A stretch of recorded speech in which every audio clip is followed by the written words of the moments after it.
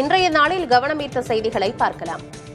ஆந்திர தலைநகரான அமராவதியை 49,000 கோடி ரூபாய் செலவில் பிரம்மாண்டமான முறையில் கட்டி எழுப்பும் திட்டத்திற்கு அடிக்கல் நாட்டியுள்ளார் பிரதமர் மோடி. அந்த நகரம் எப்படிப்பட்டதாக இருக்கும் பார்க்கலாம். 2014ஆம் ஆண்டு ஆந்திராவிலிருந்து தெலங்கானா பிரிந்து சென்ற நிலையில் அமராவதியில் புதிய தலைநகரம் அமைக்கப்படும் என அப்போது முதலமைச்சராக இருந்த சந்திரபாபு நாயுடு தெரிவித்திருந்தார்.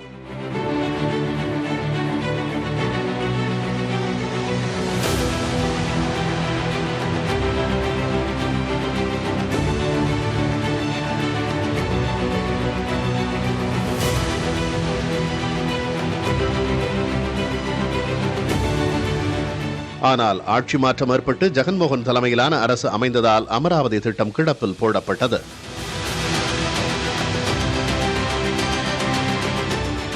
நாரா சந்திரபாபு நாயுடு அனே நேனு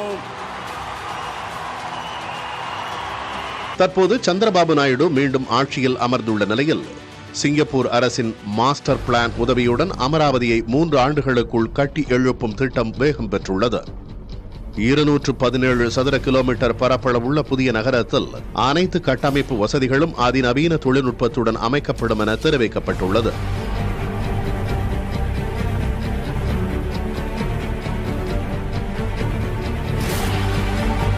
சுற்றுச்சூழலை பாதிக்காத பசுமை கட்டடங்கள், மின் வாகன சார்ஜிங் மையங்கள், 50 விழுக்காடு பசுமை பகுதிகள் என பல வசதிகள் இந்நகரத்தில் இருக்கும் என கூறப்பட்டுள்ளது. சூரிய ஒளி, காற்றாலை, நீர்மின் நிலையங்கள் மூலம் உற்பத்தி செய்யப்படும் 2700 மெகாவாட் புதுப்பிக்கத்தக்க மின்சாரத்தையே இந்நகரம் பயன்படுத்த உள்ளது. இதன் மூலம் மரபுசாரா மின்சக்தி மூலம் செயல்படும் உலகின் முதல் நகரம் என்ற பெருமையும் அமராவதிக்கு கிடைக்க உள்ளது.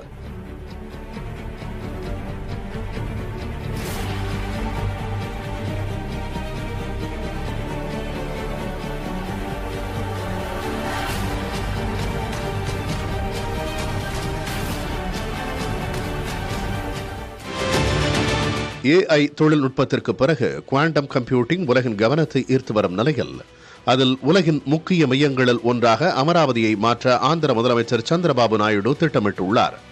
இதற்காக சென்னை IIT, IBM, TCS போன்ற நிறுவனங்களின் உதவியுடன் அமராவதி அருகே பிரம்மாண்டமான குவாண்டம் வேலி என்ற பகுதி நிர்மாணிக்கப்பட்டு வருகிறது.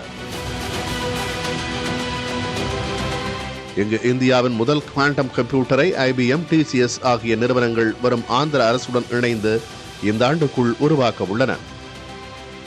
1990களில் இந்தியாவில் தகவல் தொழில்நுட்ப புரட்சிக்கு ஆந்திரா வித்திட்டதாகவும் தற்போது குவாண்டம் கம்ப்யூட்டிங்கின் எழுச்சிக்கும் தாங்களே முன்னோடியாக இருக்கப் போவதாகவும் சந்திரபாபு நாயுடு தெரிவித்துள்ளார். அரசியலில் ஈடுபடுவது வரவேற்கத்தக்கது, ஆனால் தனக்கு அரசியலில் ஆர்வம் இல்லை என்று நடிகர் அஜித்குமார் தெரிவித்துள்ளார். நடிகர் விஜய் அரசியலில் குதித்துள்ள நிலையில் அவருக்கும் அரசியல் ஆர்வம் இருக்கிறதா என்று கேட்கப்பட்ட கேள்விக்கு அவர் இவ்வாறு பதில் கொடுத்தார். அரசியலில் நுழைவது என்பது மிக மிக துணிச்சலான முடிவு என்று கூறிய அஜித், அரசியலில் களமிறங்கியிருக்கும் தன்னுடைய சக நண்பர்கள் நன்றாக வர வேண்டும் என்று வாழ்த்து தெரிவித்தார்.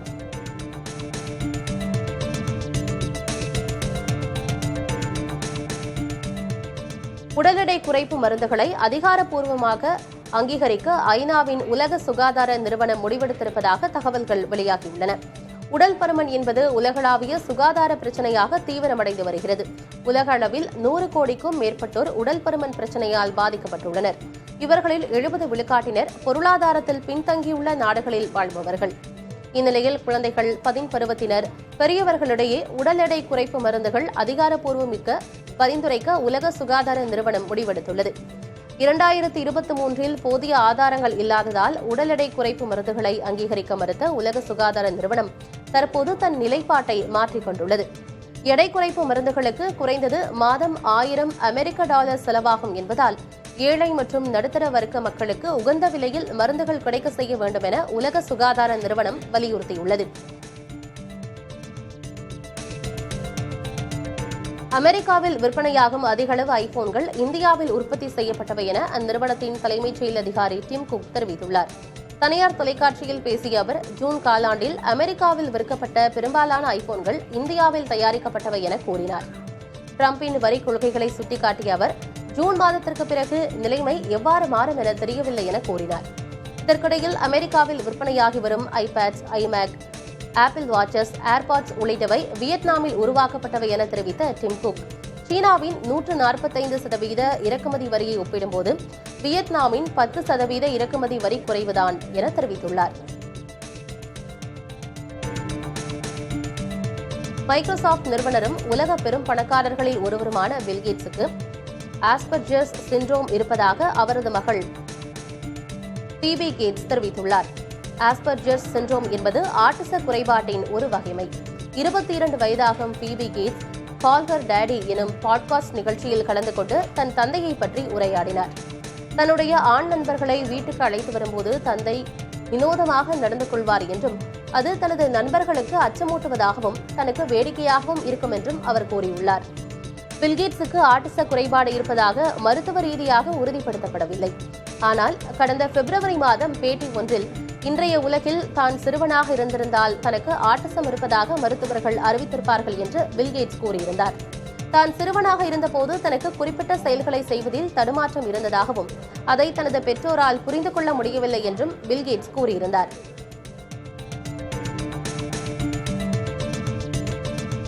திருப்பதி கோயிலுக்கு வரும் பக்தர்கள் தங்கள் கருத்துக்களை வாட்ஸ்அப் மூலம் தெரிவிக்கும் வசதி ஏற்படுத்தப்பட்டுள்ளது. இதில் கோயிலில் வழங்கப்பட்டு வரும் சேவைகள், அதில் தங்களுக்கு ஏற்பட்ட நிறைகுறைகள் குறித்து பக்தர்கள் நிர்வாகத்திற்கு தெரிவிக்கலாம். தூய்மை, பிரசாதம், பொருட்கள் வைப்பறை என பல்வேறு சேவைகள் குறித்து பக்தர்கள் தரும் கருத்துக்களின் அடிப்படையில் தேவையான நடவடிக்கைகள் எடுக்கப்படும் என தெரிவிக்கப்பட்டுள்ளது. திருமலையில் பல்வேறு இடங்களில் QR கோடுகள் ஒட்டப்பட்டிருக்கும் என்றும் அதை ஸ்கேன் செய்தும் கருத்துக்களை தெரிவிக்கலாம் என்றும் கூறப்பட்டுள்ளது. வெளிப்படையான நிர்வாகத்தை தரும் நோக்கில் இந்த நடவடிக்கையை மேற்கொண்டுள்ளதாக தேவஸ்தான நிர்வாகம் கூறியுள்ளது.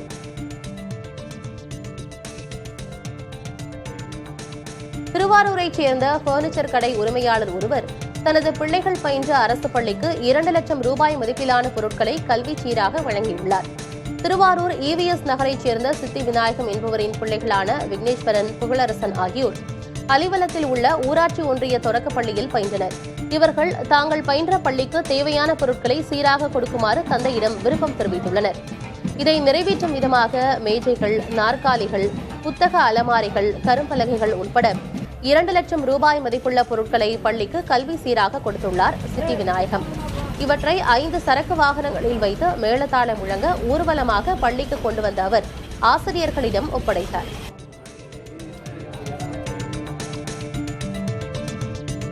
நாய்க்கடை நிகழ்வுகள் அதிகம் பதிவாகும் மாநிலங்களில் தமிழ்நாடு 2வது இடத்தில் உள்ளதாக தகவல்கள் வெளியாகியுள்ளன. கடந்த ஆண்டு நாட்டில் 21,95,000 நாய்க்கடை நிகழ்வுகள் பதிவாகின.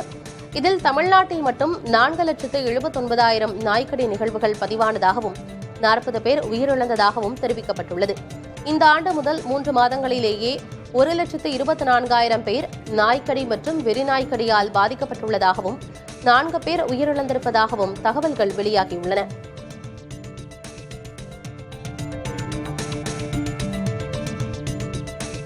ஸ்பெயின் நாட்டில் கடந்த 6 மாதங்களாக விலங்கியல் ஆர்வலர்களால் பராமரிக்கப்பட்டு வந்த கடலாமை மீண்டும் கடலுக்குள் விடப்பட்டது.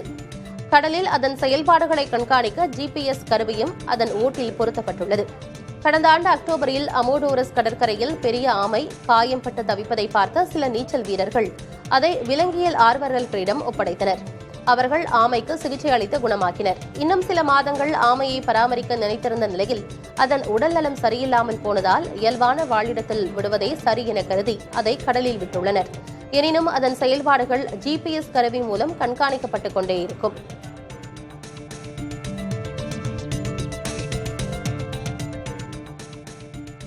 இளைய தலைமுறையினருக்கு வழிவிடும் வகையிலேயே சர்வதேச T20 போட்டிகளில் இருந்து ஓய்வு பெற்றதாக இந்திய அணியின் நட்சத்திர வீரர் விராட் கோலி தெரிவித்துள்ளார். புதிய இளம் வீரர்கள் அடுத்த T20 உலகக்கோப்பையில் விளையாடுவதற்கு முன் சர்வதேச அளவில் பல மைதானங்களிலும் பல்வேறு சூழல்களிலும் விளையாடி அனுபவத்தை பெறுவது அவசியம் என்றும் அவர் குறிப்பிட்டுள்ளார். கடந்த 2024ஆம் ஆண்டு T20 உலகக்கோப்பையை இந்தியா வென்றவுடன் விராட் கோலி சர்வதேச T20 போட்டிகளில் இருந்து ஓய்வு பெற்றார்.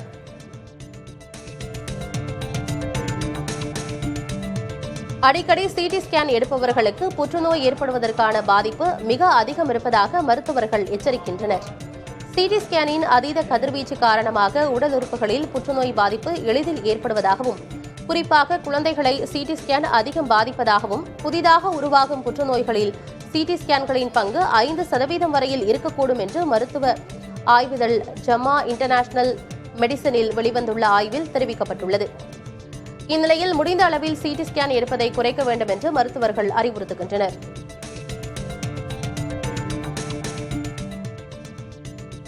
ஏப்ரல் மாதத்தில் யுபிஐ பரிவர்த்தனை எண்ணிக்கை குறைந்துள்ளது. ஏப்ரலில் யுபிஐ மூலம் 1789 கோடி பண பரிவர்த்தனைகள் செய்யப்பட்டன.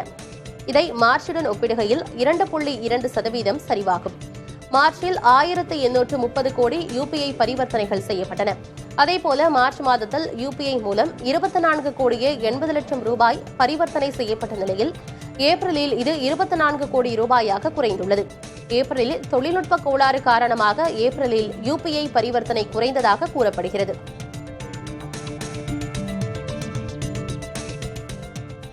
நடப்பு நிதியாண்டின் 4வது காலாண்டில் பங்கு சார்ந்த மியூச்சுவல் ஃபண்ட்களில் 25,000 கோடி ரூபாய் முதலீடு செய்யப்பட்டுள்ளதாக புள்ளி விவரங்கள் தெரிவிக்கின்றன.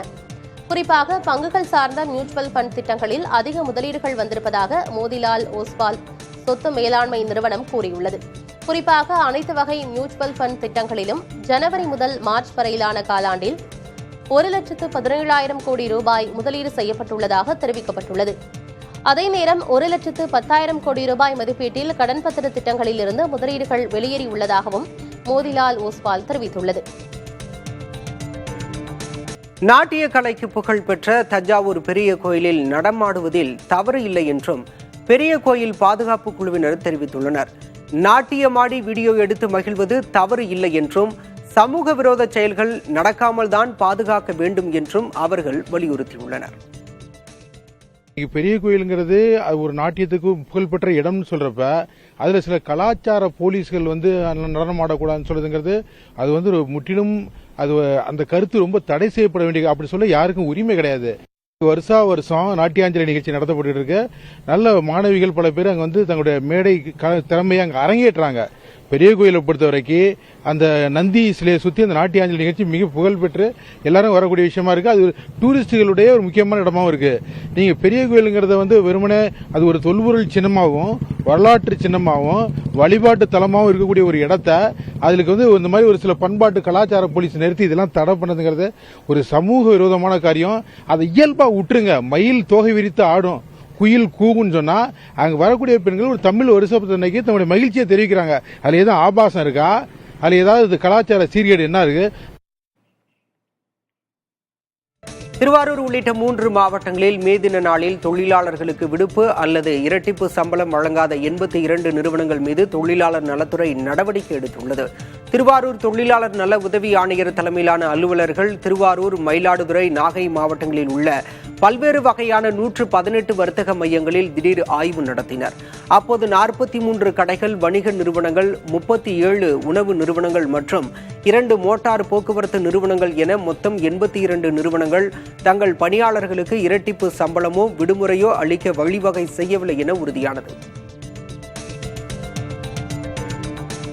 இந்திய பங்குச்சந்தைகள் கணிசமான ஏற்றத்துடன் வர்த்தகமாகின. முற்பகல் 11 மணி வாக்கில் மும்பை பங்குச்சந்தையின் சென்செக்ஸ் 486 புள்ளிகள் உயர்ந்து 80,728 புள்ளிகளிலும், தேசிய பங்குச்சந்தை நிப்டி 105 புள்ளிகள் அதிகரித்து 24,441 புள்ளிகளிலும் வர்த்தகமாகின. 4வது காலாண்டில் 50% லாபம் ஈட்டியதாக தெரிவித்துள்ள அதானி போர்ட்ஸ் நிறுவன பங்குகள் 5% ஏற்றம் கண்டுள்ளன. ஏப்ரலில் இதுவரை இல்லாத அளவிற்கு ஜிஎஸ்டி வசூலாகியுள்ளது.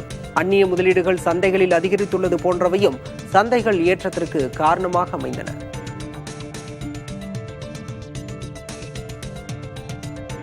வேறு மதத்திற்கு மாறிய நபர் பட்டியலினத்தவருக்கான அந்தஸ்தை இழந்து விடுவார் என்று ஆந்திர உயர்நீதிமன்றம் தெரிவித்துள்ளது. ஆந்திர மாநிலம் குண்டூரைச் சேர்ந்த மதபோதகர் சிந்தடா ஆனந்த் உயர்நீதிமன்றத்தில் வழக்கு ஒன்றை தொடர்ந்தார். அதில் அக்கால ராமிரெட்டி என்பவர் தன்னை சாதி பெயரை கூறி திட்டியதாகவும் இதன் காரணமாக SC/ST வன்கொடுமை வழக்கு பதிந்து நடவடிக்கை எடுக்க வேண்டும் எனவும் அவர் கூறியிருந்தார். ஆனால் அவர் பல ஆண்டுகளுக்கு முன்பே இந்து மதத்திலிருந்து விலகி கிறிஸ்தவ மதத்தில் சேர்ந்து 10 ஆண்டுகளுக்கு மேல் மதபோதகராக இருப்பதாகவும், எனவே தன் மீது SC/ST வன்கொடுமை தடுப்பு சட்டத்தின் கீழ் நடவடிக்கை எடுக்க முடியாது எனவும் ராமிரெட்டி தரப்பில் வாதிடப்பட்டது. ஆனால் சிந்தடா ஆனந்திடம் செல்லத்தக்க சாதி சான்று இருப்பதாகவும் அவர் சட்ட பாதுகாப்புக்கு உரியவர் என்றும் அவரது தரப்பில் வாதிடப்பட்டது. இருதரப்பு வாதங்களையும் கேட்ட நீதிபதி ஹரிநாத் சிந்தடா ஆனந்தின் மனுவை தள்ளுபடி செய்தார். சம்பந்தப்பட்ட நபர் கிறிஸ்தவ மதத்திற்கு மாறிய பிறகு பட்டியலினத்தவருக்கான அந்தஸ்தை இழந்து விடுவதாகவும் அவரை சாதி பெயரை கூறி திட்டியவர்கள் மீது SC/ST வன்கொடுமை தடுப்புச் சட்டத்தின் கீழ் வழக்கு பதிவு செய்ய முடியாது என்றும் நீதிபதி தெரிவித்தார். மேலும் மனுதாரரின் சாதிச் சான்றை அதிகாரிகள் ஆய்வுக்கு உட்படுத்த வேண்டும் என்றும் நீதிபதி கூறினார். கர்நாடகாவில் கும்பல் தாக்குதலில் கேரள வாலிபர் பலியான வழக்கில் காவல் ஆய்வாளர் உட்பட காவல்துறையினர் 3 பேர் பணியிடை நீக்கம் செய்யப்பட்டுள்ளனர். மங்களூருவில் கடந்த 27ஆம் தேதி பாகிஸ்தானுக்கு ஆதரவாக முழக்கமிட்டதாக கூறி முகமது அசரப் என்பவரை ஒரு கும்பல் அடித்துக் கொன்றது.